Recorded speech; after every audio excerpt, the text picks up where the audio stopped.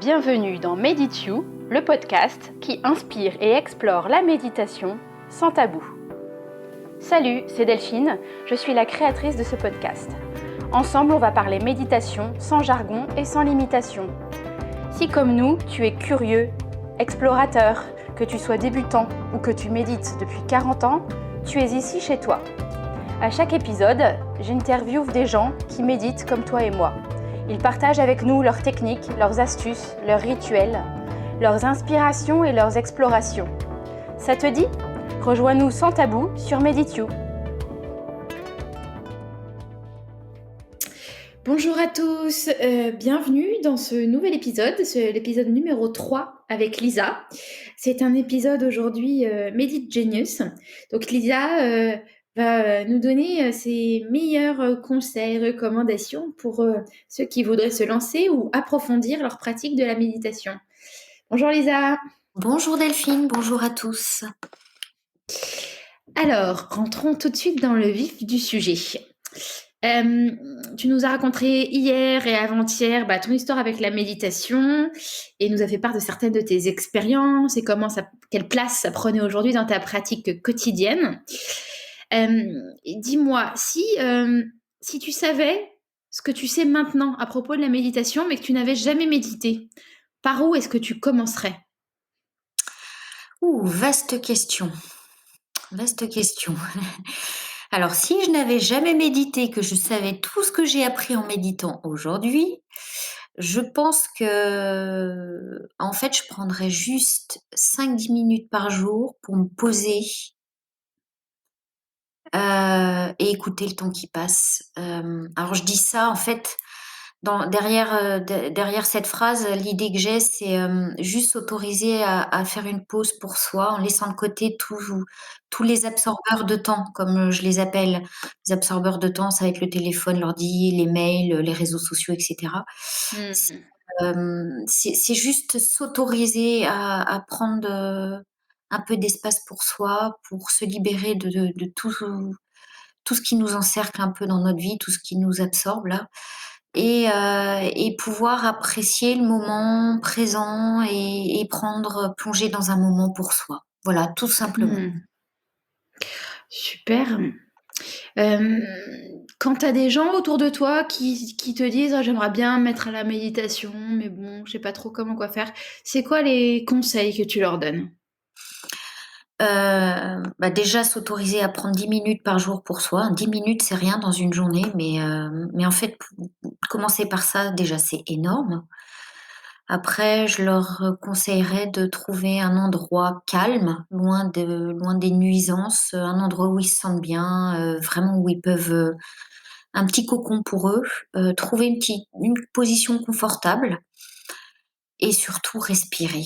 Voilà. En fait, la méditation, c'est aussi respirer, hein, trouver sa cadence, son rythme de respiration.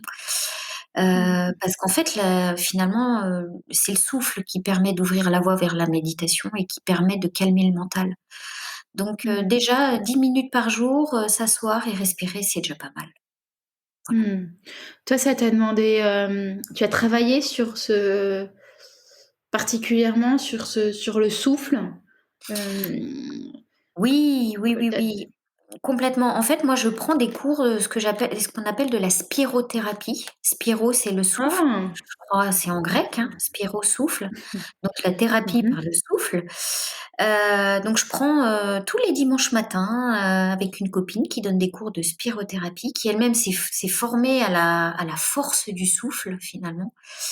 Et D'accord. en fait, ce qui est génial dans la respiration, c'est que bien respirer, ça permet de calmer le mental, déjà, à la base. Juste ça, parce que le souffle, c'est lié au mental. Donc en fait, respirer et par exemple, un petit truc, si par exemple, vous prenez 2-3 grandes inspirations, et vous inspirez par le nez et vous expirez par, la bouche en soufflant de toute votre force par la bouche, et ben, déjà, on voit que le mental, il est plus là. Donc ça, c'est tout simple et c'est un truc, tout bête. Et c'est quand j'ai vu que dans ce petit exercice, la force du souffle pour calmer le mental, que je me suis dit: «Waouh, en fait, respirer, c'est hyper important». Et donc ça calme le mental, ça rééquilibre même le physique. Par exemple, moi, ce que j'ai appris dans mes cours de spirothérapie, c'est que 5 minutes de respiration profonde, ça alcalinise le corps pendant 4 heures. Mmh. Donc ça, c'est Mmh. génial, c'est génial et en fait, ça agit sur le mental, sur le corps, c'est un vrai équilibre intérieur et extérieur et puis, au-delà de ça, ça va favorise la concentration. Les gens qui ont du mal à dormir, et ben, en fait, respirer, ça favorise l'endormissement. Donc, Mmh mh. voilà, en fait, respirer, c'est un truc qu'on fait tous les jours, mais en fait, on s'en rend pas compte. On le fait mal quand on est stressé, on respire mal. Quand on respire mal, on est encore plus stressé, donc c'est un cercle vicieux. Faut juste en fait, juste, c'est comme méditer, reprendre, se regarder respirer, en fait, ça permet déjà de bien respirer, en fait. Donc voilà, Oui, d'accord. juste ça. Bah, écoute, très intéressant en tout cas, comment, l'un et l'autre, vont, avec. Oui. Hem, Dis-moi, je quel est le conseil comment dire? Le plus connu, que tu aies reçu en matière de méditation et qui s'est avéré vrai pour toi? Tu vois, le conseil vraiment que tout le monde donne, mais et qui au final c'est, voilà, qui pour toi, a Ça fonctionné. marche. Ouais, Après il y a l'autre question, dans l'autre sens. ouais. Bah, déjà dans ce sens-là, le conseil qui s'est avéré vrai pour moi, c'est ne pas se mettre la barre trop haut. Mmh. Souvent, je pense que les gens, quand ils commencent à méditer, ils se mettent la barre trop haut, et en fait, l'idée, c'est pas de s'infliger le martyre 2 heures par jour assis en lotus, enfin voilà quoi, l'idée, c'est quand même de se faire du bien donc c'est ce que je disais tout à l'heure, c'est, s'octroyer un moment de sérénité. Ça peut être 5-10 minutes par jour pour commencer, dans un endroit calme, si on n'arrive pas à tenir en position du lotus et ben, voilà, on trouve une position dans laquelle on est bien. Mais c'est déjà essayer, tâtonner, sans l c'est en fait, c'est tâtonner, essayer sans logique de résultat. On est tellement dans une Mmh. société où le résultat et on nous a appris que le résultat, c'était le plus important. En fait, c'est pas ça méditer, c'est juste, être et c'est juste être ici et maintenant, c'est tout. Donc voilà, j'ai juste envie de dire ça. Ouais, c'est parfait. Et du coup, le conseil contre-intuitif, mais qui pour toi a fonctionné ou en tout et que du coup tu promeus, si je peux dire ça comme ça? Ouais, alors Heu, en fait, le conseil, i enfin, il y a plutôt, un truc, c'est que c'est pas vraiment un conseil contre-intuitif, mais ce que je vois chez certaines personnes pour qui la méditation, ça peut faire peur ou ils ont pas envie d'aller dans la méditation, c'est que en fait, c'est de croire qu'il faut être religieux pour méditer, que la méditation ah! fait partie d'un dogme, que, enfin voilà, Ouais. heu, que c'est quelque chose d'extérieur qu'on va vous leur imposer. En fait, c'est pas du tout ça. La méditation, c'est juste une pratique, pour moi d'hygiène quotidienne. Je dirais au même titre que les soins qu'on prodigue à son corps, comme prendre une douche pour se purifier et se laver, faire du sport pour, se faire du bien, se dynamiser. Ben, en fait, méditer, c'est pareil, c'est reprendre conscience de soi-même et et mmh et et prendre du temps pour soi, se faire du bien. Mmh. Mmh. Voilà, tout Ouais, simplement. je trouve ça très intéressant que tu dises ça, qu'il y a certaines personnes, c'est vrai, peut-être oui, qui peuvent avoir la croyance que méditer peut être rattaché à une certaine religion ou à des pratiques, religieuses, Ouais, c'est vrai que c'est pas du tout le cas. D'ailleurs, le rapport entre méditation et prière est un sujet intéressant, mais c'est un autre sujet. Mais c'est vrai que, effectivement, tu peux très bien te définir comme pas du tout religieux et accéder à plein de formes de méditation et à leurs bénéfices. Je pense ouais, que c'est quand même à souligner. ouais. Hein. Mmh. Euh, Dis-moi, pourquoi, pour toi, le truc à ne surtout pas faire en matière de méditation, c'est quoi? Le truc à ne surtout pas faire en méditation, c'est je pense, alors déjà ce que je disais tout à l'heure, c'est se mettre la barre trop haut et se Oui. dire qu'il faut méditer 2 heures Mmh. par jour, ça c'est, enfin voilà, c'est pas ça méditer, hein, c'est vraiment s'octroyer du temps pour soi et et puis, moi je en fait au début moi méditer, je pensais que j'y arrivais pas parce que j'étais complètement absorbée par mes pensées pendant la méditation. Mmh. Mmh. Et en fait, c'est plutôt, enfin, se voir comme une montagne, dans le autour de laquelle il y a plein de petits nuages. Les nuages pour moi, c'est les pensées et en fait, petit à petit, laisser les nuages passer pour voir le ciel bleu, donc voilà. Se laisser du temps, en fait, se laisser du temps. La méditation, ça s'apprend, ça se chemine, ça se tâtonne, donc Ça se chemine. ouais. J'aime bien ça, la méditation, ça se chemine. Mais comme tout, en fait, comme Mmh. tout. Oui, oui, mais c'est vrai que Mais on est tellement dans c'est une société où, il faut on vous fait croire que tout va vite, tout est déjà acquis. En fait, c'est pas ça la méditation, c'est justement le contraire. J'ai envie de dire que c'est se détacher du troupeau quelque part. C'est prendre enfin, c'est s'octroyer du temps, c'est tout bête, mais en fait, les gens sont tellement mmh, compressés dans un temps compressé où il faut, tout tester, tout découvrir, tout aller vite, tout aller de l'avant. Non, en fait, prendre du temps pour soi, c'est génial. Donc se détacher mmh. du troupeau et voilà et parfois, c'est bien d'aller à l'inverse de là où tout le monde va. Ouais. Du coup, par rapport à tout ça, est-ce que tu as des ressources, des outils, qui toi t'ont servi et que tu aimes bien, recommander? Je sais qu'il y avait peut-être, une appli, par exemple, Oui, mais, peut-être d'autres oui. choses? Alors, au début, j'ai commencé par une appli qui, je crois, est assez connue, qui est, dont je ne me souviens plus le nom, donc non, c'est pas très grave, mais moi, j'ai une appli, que j'utilise qui s'appelle Beezone, bee comme l'abeille et en Mmh mh. fait, alors c'est en anglais, Mmh. heu, donc pour les anglophones, c'est plutôt sympa et dedans, il y a, des temps pour méditer, des temps pour, faire, de la gymnastique, on va dire, de l'esprit. Il y a des petits challenges. On peut mettre même ce qu'on appelle des traffic control. Traffic control, ça veut dire que si on veut méditer, à des temps précis par jour, si on veut s'octroyer 5 minutes le matin, 5 minutes à 11 heures, 5 minutes à 14 heures et 5 minutes à 17 heures, ben, le traffic Mmh. control, c'est une manière de voilà, de Mmh. pouvoir, faire sonner, gentiment son téléphone en se disant: «Hop là, il est temps de penser à soi pendant 5 minutes». Voilà et je la trouve Mmh. plutôt bien faite, plutôt intuitive comme, apps donc voilà, Mmh. je la conseille, tout D'accord. simplement. Par rapport à ça, moi, j'ai une petite question par rapport, à un truc que tu as dit dans le premier épisode. Tu parlais et je crois que c'est sur la fin du premier épisode où tu as parlé de ton appartenance à un mouvement qui s'appelle le Raja Yoga, si j'ai bien retenu, et qui, où tu as des supports visuels de méditation.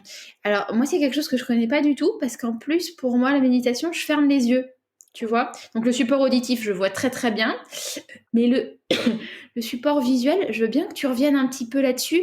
Qu'est-ce que c'est? C'est quoi comme type d'image? Et du coup, tu restes les yeux ouverts, ça t'hypnotise? Enfin, voilà, je suis curieuse par Mmh. rapport par rapport à ça. Oui, alors déjà pour reparler, rapidement du Raja Yoga, c'est un mouvement spirituel international qui est d'origine indienne et qui est basé enfin qui est plutôt d'inspiration hindouiste, on va dire.